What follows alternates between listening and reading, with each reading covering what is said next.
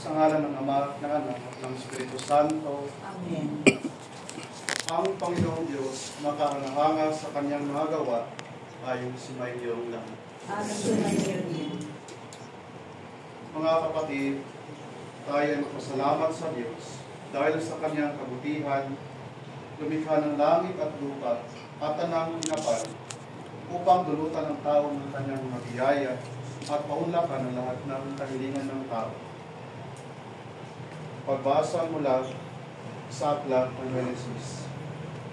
Sa simula nilikha ng Diyos ang lupa at ang langit, pagkatapos sinabi ng Diyos, magkakaroon sa lupa ng lahat ng uri ng halamang namumunga at nabubuti, at nangyari ito, tumubo nga sa lupa ang gayong mga halaman, nasiyan siya sa kaniyang ginawa, nang ito'y mamasdan.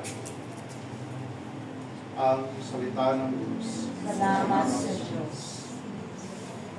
Salmong pugunan ang ating itutugon. Ipagdiwang ninyo ang Panginoon, siya ay butihin. Ipagdiwang niyo ang Panginoon, siya ay butihin.